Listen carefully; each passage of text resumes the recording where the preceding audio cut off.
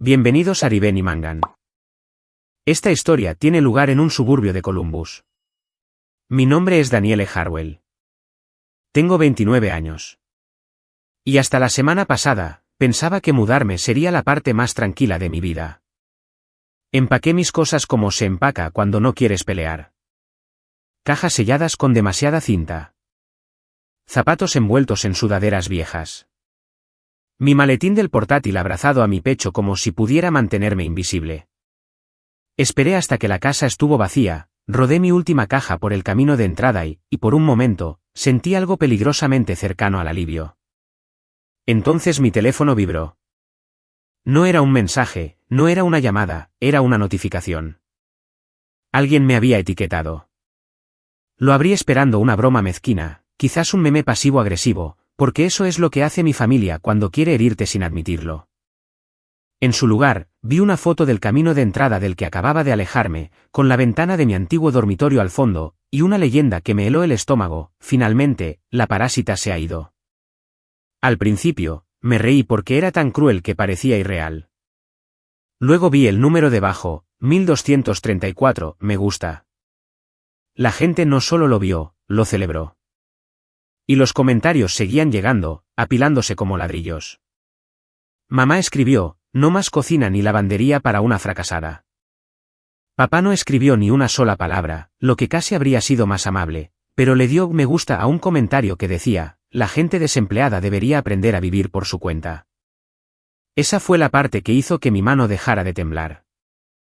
No el insulto, sino la certeza detrás de él, la forma en que todos estaban de acuerdo en quién era yo sin saber nada. No respondí. No me defendí.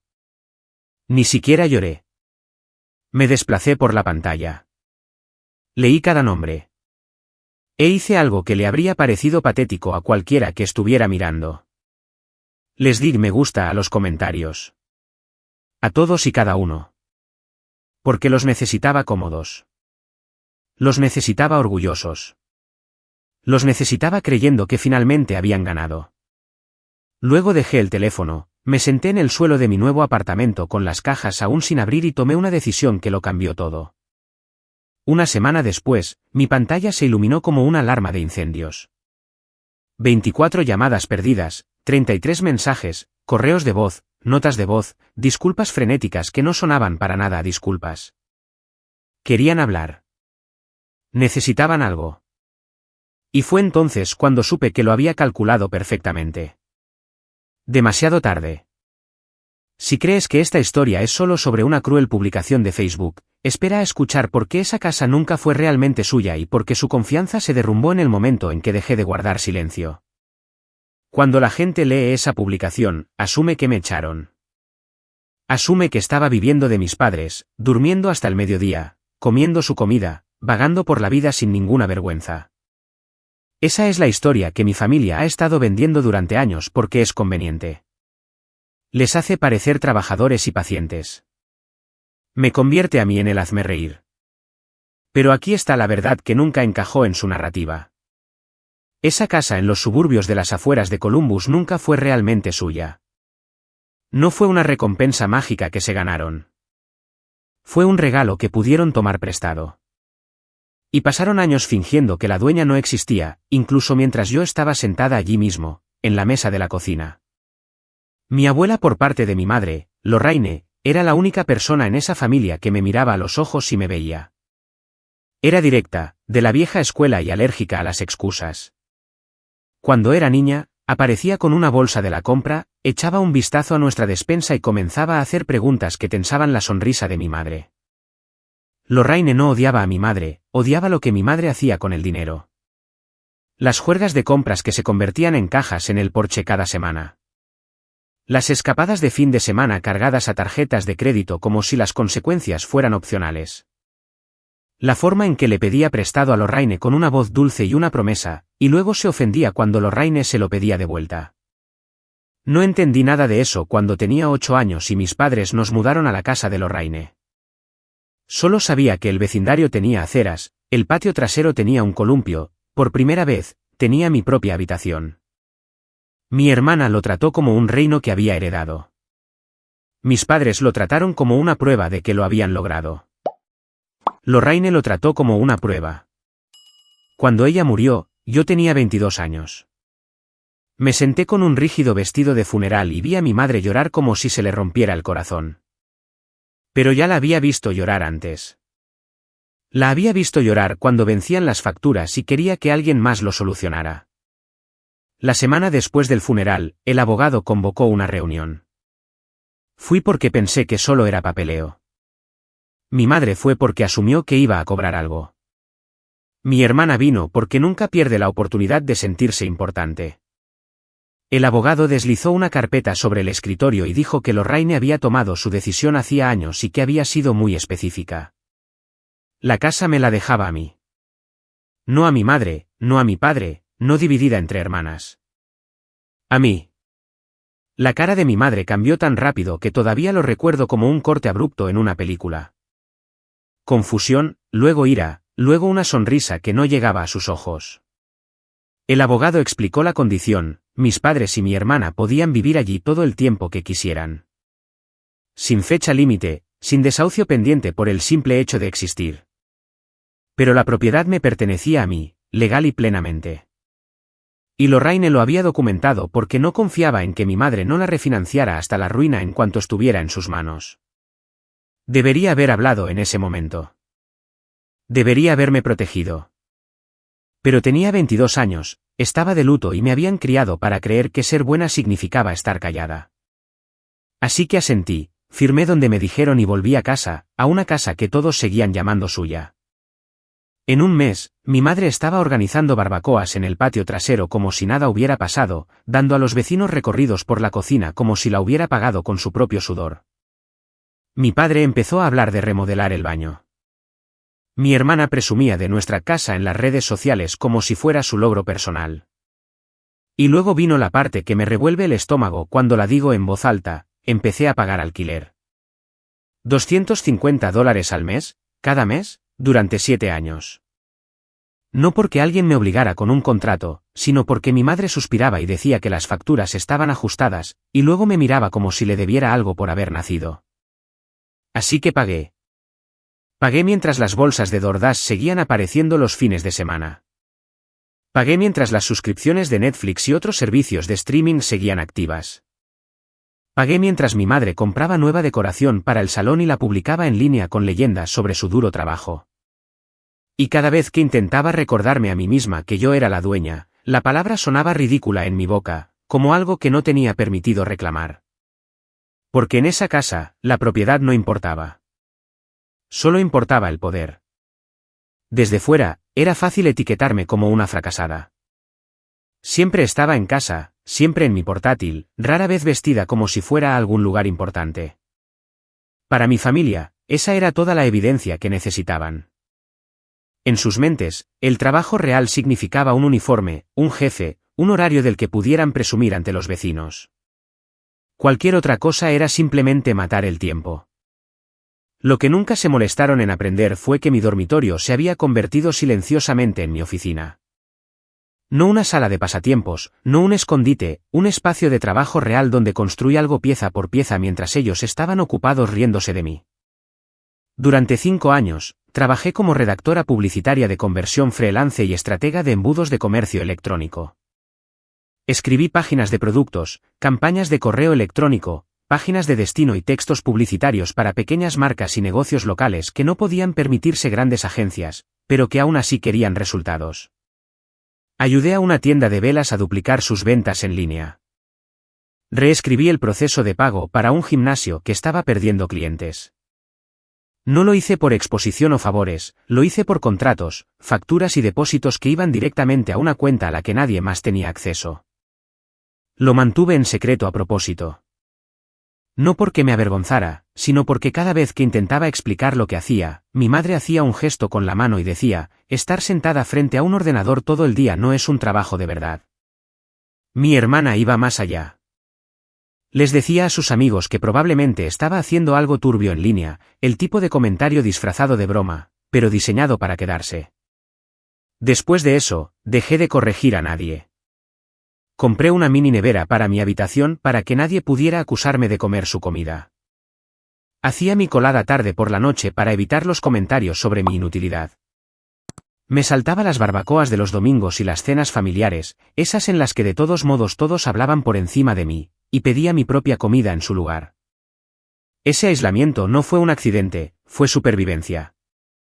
La peor parte no era el dinero o las tareas. Era la forma en que hablaban de mí como si no estuviera en la habitación. Como si fuera un problema a largo plazo que estaban tolerando pacientemente. Cuando mi novio de entonces descubrió que todavía vivía en casa a los 28 años, trató de ser educado al respecto, pero la decepción se notó de todos modos. Dijo que no podía ver un futuro con alguien que aún no había despegado. Le expliqué la situación de la casa, intenté decirle que no era lo que parecía, pero él no quería la historia completa. Quería una explicación simple que pudiera repetir a sus amigos. Así que se fue. Y mi familia lo trató como una prueba de que habían tenido razón todo el tiempo. Lo que ninguno de ellos vio fue que mientras estaban ocupados juzgándome, yo estaba planeando, en silencio y con cuidado. No estaba estancada, me estaba posicionando. Mi plan no era dramático. Todavía no era una venganza. Era un escape con pruebas. Me di 18 meses porque no quería irme presa del pánico y tener que volver arrastrándome. Quería una mudanza limpia.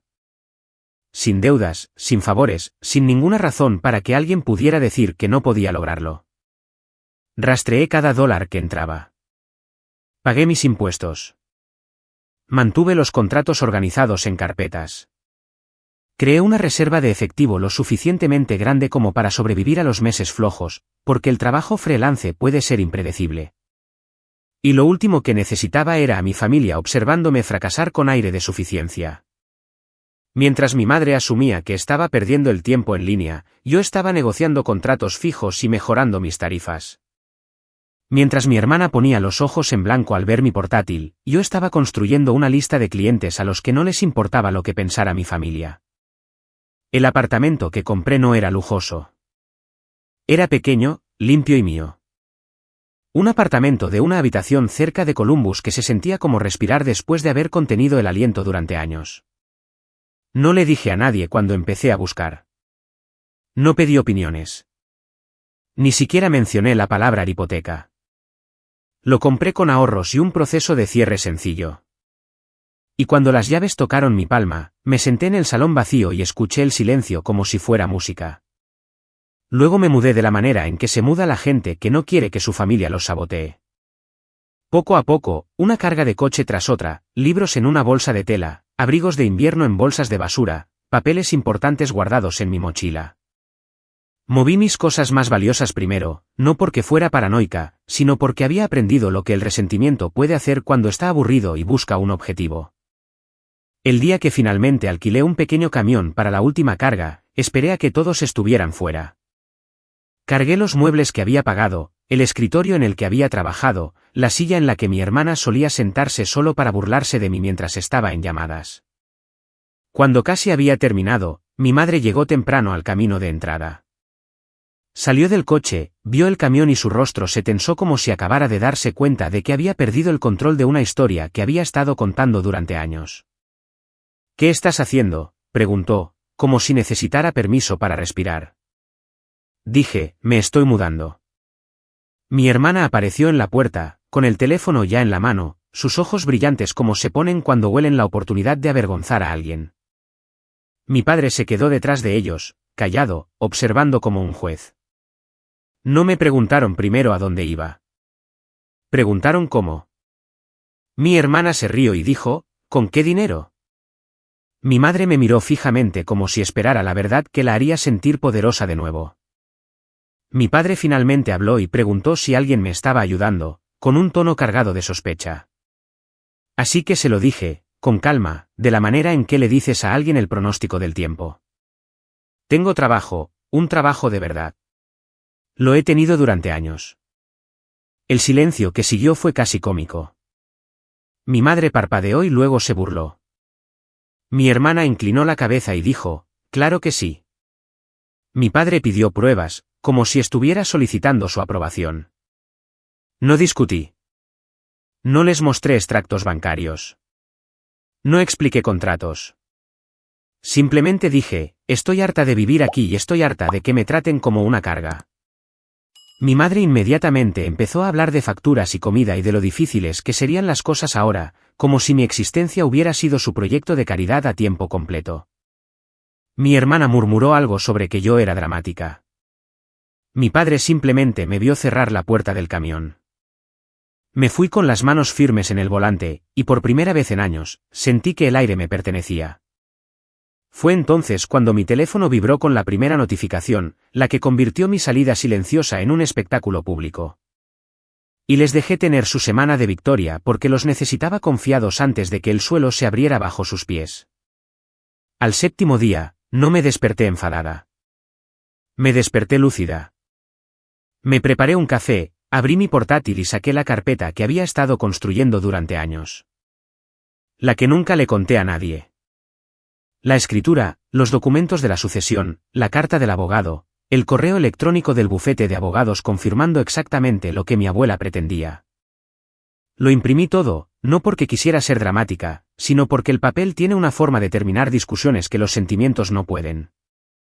Luego conduje hasta la oficina de correos y envié una carta certificada a la dirección de mis padres, con acuse de recibo. Y reenvié el mismo aviso por correo electrónico para que nadie pudiera afirmar que nunca lo vio. No era una amenaza. Era una declaración formal de la realidad. Escribí que yo era la propietaria legal de la propiedad, que su derecho a permanecer allí siempre había estado condicionado a una ocupación respetuosa, y que, a partir de ese momento, manejaríamos todo como lo hacen los adultos, por escrito, con términos y plazos claros. Les di dos opciones: firmar un contrato de alquiler de mes a mes a precio de mercado, con los servicios públicos transferidos a sus nombres antes de una fecha específica, o hacer planes para desalojar la propiedad de acuerdo con el periodo de aviso legal. Sin gritos, sin insultos, solo opciones.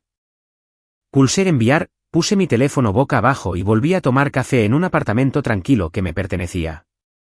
La primera llamada llegó menos de 10 minutos después. Luego otra. Luego mi teléfono empezó a iluminarse como si estuviera poseído. 24 llamadas perdidas, 33 mensajes. Los mensajes de mi madre eran un torbellino de emociones: ¿cómo puedes hacernos esto? Estás tratando de matar a tu padre, alguien te está manipulando, la familia no hace esto. Mi padre dejó 3 mensajes de voz seguidos, cada uno más frío que el anterior, como si intentara asustarme para que volviera a mi lugar. Exigió que fuera inmediatamente. Dijo que iba a conseguir un abogado. Dijo que no entendía lo que estaba haciendo. Mi hermana no sonaba asustada al principio, sonaba ofendida. Me envió un mensaje como si la hubiera avergonzado, no como si ella hubiera intentado humillarme frente a 1000 personas. Vale, ¿ya has dejado claro tu punto o puedes parar ya? Estás siendo tan exagerada. Cuando no respondí, su tono cambió.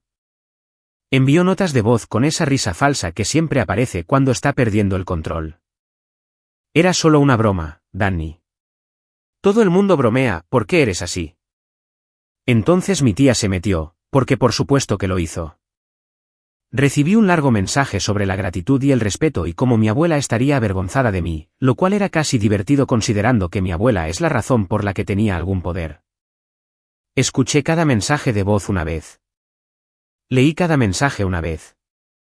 Luego, finalmente, respondí con una sola frase. Adjunté una captura de pantalla. Era la publicación de Facebook, sus palabras, sus nombres, sus me gusta, sus risas. Escribí: me llamaste parásita en público. Ahora pueden ser independientes en privado. Mi madre llamó de inmediato, sollozando tan fuerte que podía oírla luchar por respirar. Pero incluso a través de las lágrimas, intentó llevarlo de nuevo al control. Dijo: sabes que no lo dije en serio. Dijo: sabes que tu hermana es dramática. Dijo: la gente hablará. Dijo: ¿cómo se supone que voy a pagar todo? Y fue entonces cuando me di cuenta de algo que hizo mi decisión aún más fácil.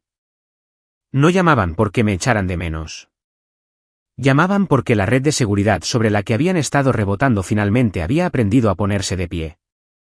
Le dije con calma: te di opciones. Elige una. Luego colgué la llamada. Y por primera vez, su silencio no se sintió como un castigo. Se sintió como paz. Días después de enviar el aviso, envié el contrato de alquiler. No una nota escrita a mano, no un ultimátum mezquino. Un contrato real de mes a mes, redactado a partir de una plantilla estándar de Ohio con algunas adiciones claras. Del tipo que usan los propietarios cuando quieren que todo esté claro y sea ejecutable. El alquiler era de $2.550 al mes, lo cual no era cruel por mi parte. Era ser honesta sobre lo que cuesta un lugar de 3 habitaciones en un suburbio decente de Columbus. Ahora, incluí un requisito simple que importaba más que el número: todos los servicios públicos debían ser transferidos a sus nombres antes de la fecha límite. Electricidad con AEP Ohio, gas con Columbia Gas of Ohio, internet con Spectrum. Yo había sido la titular de esas cuentas durante años porque era más fácil, porque siempre era la que arreglaba las cosas en silencio, porque mi madre decía que se encargaría y luego se olvidaba hasta que casi cortaban la luz. No iba a hacer eso más. No oculté la fecha. No se lo solté de repente. Lo escribí en negrita y lo envié por correo electrónico y carta certificada. De nuevo, tienen 10 días para firmar o para proporcionar un aviso por escrito de su plan de mudanza. La respuesta que obtuve no fue una negociación. Fue un insulto disfrazado de conversación familiar. Mi padre me envió un mensaje de texto como si todavía fuera la autoridad: eso es ridículo. No le vamos a pagar alquiler a nuestra propia hija. Mi madre envió párrafos sobre lo codiciosa y desagradecida que era, sobre cómo los estaba castigando por una broma. Mi hermana intentó un ángulo diferente, el que siempre usa cuando quiere darle la vuelta a la tortilla. Me dijo que la estaba haciendo quedar mal, que la gente le enviaba mensajes, haciendo preguntas, que necesitaba dejar de ser dramática. Luego ofreció $400, como si me estuviera haciendo un favor. $400, como si yo fuera la inquilina rogando por quedarse. Fue entonces cuando me di cuenta de que no solo se negaban a respetarme, sinceramente creían que me rendiría, porque siempre lo había hecho. Así que me aseguré de que el siguiente paso no dependiera de que me creyeran. Publiqué exactamente una vez. Sin despotricar, sin insultos, sin amenazas. Solo una breve declaración de que me había mudado y quería aclarar algo porque una publicación pública había pintado una imagen falsa. Incluí una foto de la escritura con mi información personal tachada y el sello del condado visible, y una captura de pantalla de la publicación de Facebook donde me habían llamado parásita. Escribí: he estado en silencio durante años, pero he terminado de dejar que la gente reescriba la realidad. Si te reíste de esa publicación, te reíste de una verdad que no conocías. No etiqueté a nadie. No supliqué compasión. Dejé que las pruebas hablaran. El cambio fue inmediato. La gente que había hecho clic en me gusta sin pensar comenzó a comentar cosas como: espera, eres dueña de la casa y tu familia publicó eso sobre ti. Un par de vecinos que apenas conocía me enviaron mensajes privados disculpándose por la reacción que habían dejado. Y mi hermana, que había estado tan orgullosa de su pequeña vuelta de la victoria, se quedó extrañamente callada, porque nada hiere más a alguien como ella que perder a su audiencia. Entre bastidores, mi familia intensificó la situación. Mi madre amenazó con decirle a todo el mundo que era mentalmente inestable. Mi padre dijo que impugnaría el testamento, aunque la sucesión se había completado hacía años y el papeleo era irrefutable. Mi tía llamó e intentó avergonzarme con esa voz almibarada que la gente usa cuando quiere que te sientas pequeño. Cariño, simplemente quita la publicación y deja esto pasar. Tu madre está estresada. Hice una pregunta: ¿te ofreces a pagar su alquiler o a acogerlos? Hubo una pausa y luego dijo: no es eso lo que quise decir. Exactamente. La fecha límite llegó y pasó. Sin contrato firmado, sin transferencias de servicios públicos, sin plan de mudanza. Solo más mensajes que sonaban como si estuvieran escritos para ganar, no para resolver nada. Así que hice lo que dije que haría. Llamé a AEP Ohio y programé la desconexión del servicio eléctrico a mi nombre en la fecha que ya había proporcionado por escrito. Llamé a Columbia Gas e hice lo mismo. Llamé a Spectrum y cancelé la cuenta de internet asociada a esa dirección. No fue una venganza en el sentido dramático de las películas. Fue la consecuencia de negarse a ser responsable. Si querían vivir como adultos, podían abrir sus propias cuentas como adultos. La mañana en que los cortes de suministro se hicieron efectivos, mi teléfono explotó de nuevo. Mi madre llamó gritando que la casa estaba helada, que la estufa no encendía, que mi padre no podía trabajar sin internet, que estaba arruinando sus vidas. Mi hermana dejó una nota de voz que era mitad llanto, mitad furia, diciendo, «Esto es una locura, Danny. Estás realmente loca». Mi padre no gritó. Sonaba aterrorizado de una manera que nunca antes había oído. Como un hombre que se da cuenta de que su autoridad solo funcionaba cuando alguien creía en ella. Dijo, «Por favor, solo vuelve a conectarlo. Hablaremos. Lo resolveremos». Esa palabra, hablaremos, me sonó a chiste, porque hablar era todo lo que habían hecho durante años mientras yo me lo tragaba. No me regodeé. No di sermones. Envié un mensaje. El mismo mensaje cada vez, las cuentas están a mi nombre. Les di la fecha límite para transferirlas. Eligieron no hacerlo. Entonces hicieron lo que sabía que harían en el momento en que la incomodidad se volviera real. Corrieron a casa de mi tía, arrastrando sus maletas y su orgullo a su habitación de invitados. Y de repente, las personas que me habían llamado parásita estaban viviendo en el sofá de otra persona. Mi hermana empezó a publicar frases vagas sobre traición y gente tóxica, pero los comentarios ya no iban como ella quería. Un par de sus amigos le preguntaron qué había pasado realmente, y cuando les contestó bruscamente, se echaron para atrás. Mi madre intentó jugar la carta de la víctima en el trabajo, pidiendo dinero prestado a un compañero para cubrir una factura que ni siquiera estaba a su nombre. Y cuando la verdad la alcanzó y su patrón de pedir prestado salió a la luz, la llamaron a una reunión y le redujeron drásticamente las horas. Mi padre empezó a hablar de hacer trabajos esporádicos, cualquier cosa rápida, porque las tarjetas de crédito ya estaban al límite y ahora no tenían el control de una casa para esconderse. Se decían a sí mismos que esto era temporal, que yo entraría en razón, que la familia siempre cede. Y tal vez la antigua yo lo habría hecho. Pero la antigua yo era la chica que pagaba alquiler para vivir en su propia casa y sonreía a través de los insultos para mantener la paz. La nueva yo tenía documentos, plazos y una calma que los asustaba más de lo que la ira jamás podría. Para cuando se dieron cuenta de que no estaba bromeando, ya habían quemado los únicos puentes que podrían haberlo salvado. Mi padre seguía hablando de abogados, de impugnar el testamento, de cómo un juez nunca permitiría que una hija le hiciera esto a sus propios padres. Lo decía como si el sistema judicial funcionara a base de vergüenza y tradición. Pero al mundo real no le importa quién se siente con derecho a algo. Le importa el papeleo, los plazos y si seguiste el proceso. Yo lo hice. Cada paso fue limpio. Cada notificación fue documentada. Cada conversación importante estaba por escrito. Cuando presenté la demanda, no lo hice con ira. Lo hice de la manera en que presentas los impuestos o firmas un contrato. Porque en ese punto, esto ya no era una discusión familiar. Era la imposición de un límite. Habían hecho imposible para mí creer en algo más suave. El día de la cita en el tribunal, aparecieron vestidos como si fueran a un evento benéfico de la iglesia, como si las apariencias pudieran borrar años de falta de respeto. Mi madre tenía esa expresión tensa y practicada que usa cuando quiere la simpatía de los extraños. Mi hermana entró como si todavía tuviera una audiencia en alguna parte, con la barbilla levantada, el teléfono en la mano, escaneando la habitación como si quisiera encontrar a alguien observándola. Mi padre intentó pararse un poco demasiado cerca de mí, como solía hacer cuando era más joven, como si su sola presencia fuera suficiente para controlar el resultado. Cuando nos llamaron, el juez no preguntó cómo nos sentíamos. El juez pidió documentos.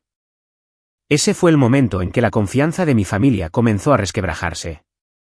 La voz de mi padre se volvió más fuerte, luego más suave, y finalmente temblorosa. Mi madre intentó llorar. Mi hermana intentó hablar por encima de mí. Yo no levanté la voz ni una vez. Entregué los recibos del correo certificado, el aviso, la oferta de arrendamiento que se negaron a firmar, el plazo de transferencia de los servicios públicos y las capturas de pantalla de las publicaciones que demostraban por qué ya no estábamos haciendo esto de manera informal. El juez no reaccionó emocionalmente, pero pude ver el cambio de atención cuando la cronología se hizo clara. Se les habían dado opciones. Las habían ignorado. La orden llegó, No fue dramática. Fue un procedimiento. Pero para ellos, se sintió como si el suelo se moviera bajo sus pies. Fuera de la sala del tribunal, mi madre me agarró del brazo como si tuviera derecho a tocarme. Sus uñas se clavaron a través de mi manga y su voz se volvió baja y urgente, como si intentara convertir esto de nuevo en una conversación privada de culpa. Dijo, ¿de verdad vas a hacer esto? Nos vas a arruinar. Mi hermana siseó que yo era malvada. Mi padre intervino y me dijo que fuera razonable, como si yo fuera la que había publicado que era una parásita para 1000 personas. Miré la mano de mi madre en mi brazo y la quité suavemente, no con ira, solo con finalidad. Dije, les ofrecí un contrato de alquiler. Les ofrecí tiempo. Eligieron el orgullo. Luego me alejé. Lo más extraño fue lo tranquila que me sentí. Esperaba sentirme triunfante o devastada. En cambio, me sentí estable, como una persona que finalmente deja de cargar un peso que no se daba cuenta de que la estaba aplastando. El día que tuvieron que irse, no fue una escena dramática en la que me paré en el camino de entrada y observé con una sonrisa. No estaba interesada en ese tipo de victoria. Me quedé dentro de mi propia vida. Pero sí pasé brevemente, con las instrucciones de mi abogado en mente, porque necesitaba asegurarme de que la propiedad se manejara correctamente y que nada se convirtiera en una situación de vandalismo. Mi padre evitó el contacto visual. Mi madre se movía por la casa como si quisiera castigar las paredes al salir, cerrando cajones de golpe, murmurando por lo bajo, actuando como si cada objeto le perteneciera simplemente porque lo había tocado. Mi hermana seguía mirando su teléfono, publicando frases vagas sobre traición y gente tóxica, todavía tratando de dar forma a la narrativa, incluso mientras sus maletas estaban apiladas junto a la puerta. En un momento dado, dijo lo suficientemente alto como para que yo la oyera que la gente se va a enterar de qué tipo de persona soy realmente. Casi me reí, porque la única razón por la que alguien se enteró de algo fue porque ella había exhibido mi humillación primero. Ella creó el escenario. Yo simplemente me negué a seguir interpretando el papel que me asignó. Cuando finalmente se fueron, la casa se veía igual desde la calle. Pero se sentía diferente, como si el aire dentro hubiera cambiado. Caminé por las habitaciones vacías y noté cuánto de mi infancia había estado marcada por caminar de puntillas. Noté los lugares donde mi madre había colgado decoraciones para parecer una familia perfecta, mientras que por dentro estaba podrida. Noté la cocina donde se quejaba de cocinar para mí mientras pedía comida a domicilio para ella. Noté el salón donde mi hermana se sentaba riéndose de los comentarios como si yo no fuera una persona, solo un chiste. No lloré. Tomé fotos para la documentación, cerré las puertas con llave y me fui. Esa casa había sido una jaula durante demasiado tiempo, incluso cuando técnicamente me pertenecía. No iba a seguir apegada a ella solo porque fuera familiar. La caída de mi familia no fue instantánea como en una película, pero fue satisfactoria de una manera más tranquila porque fue real. Cuando pasas años viviendo del silencio de otra persona, olvidas lo cara que es la vida cuando finalmente llega la factura. Se mudaron a un pequeño apartamento en las afueras de la ciudad, del tipo del que mi hermana solía burlarse cuando veía a la gente publicarlo en línea. Sin patio trasero, sin habitación extra, sin espacio para que mi madre organizara sus pequeñas barbacoas y pretendiera ser la reina del vecindario.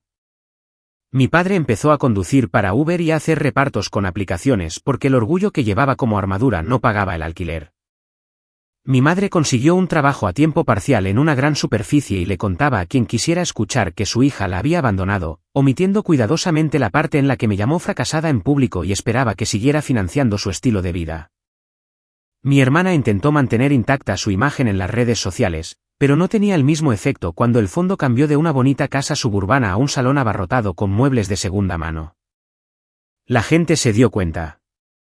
Algunas personas hicieron preguntas. Y, por una vez, no pudo controlar lo que creían. La parte más satisfactoria no fue verlos luchar. Fue ver cómo el mundo dejaba de recompensar su crueldad. Los mismos amigos que se habían reído de esa publicación comenzaron a distanciarse. No porque de repente se volvieran santos, sino porque nadie quiere que se le asocie con alguien que humilla a su propia hermana por me gusta y luego es expuesta con pruebas. Mi hermana publicaba una frase dramática sobre la lealtad, y los comentarios eran silenciosos. Mi madre hacía una publicación vaga sobre hijos desagradecidos, y un vecino respondía con una pregunta educada sobre lo que realmente había sucedido. Mi tía intentó mantener en marcha la máquina de presión familiar, pero le salió el tiro por la culata. Llamaba y me sermoneaba sobre el perdón. Y yo hacía una pregunta tranquila: ¿estás pagando su alquiler? ¿Les dejas mudarse a largo plazo? ¿Cubres sus facturas de servicios públicos? La respuesta siempre era alguna versión de silencio o una excusa débil sobre los límites. Fue entonces cuando entendí el patrón claramente: las personas que exigen que te sacrifiques más son siempre las que se ofrecen voluntarias menos. Mi ex, Tyler, incluso intentó volver. El momento fue casi insultante. Me envió un mensaje como si nada hubiera pasado.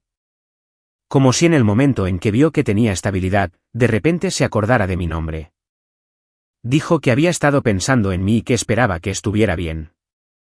Luego deslizó un comentario sobre lo impresionante que era que lo hubiera manejado todo tan bien. Traducción: ahora que pareces exitosa, me interesas de nuevo.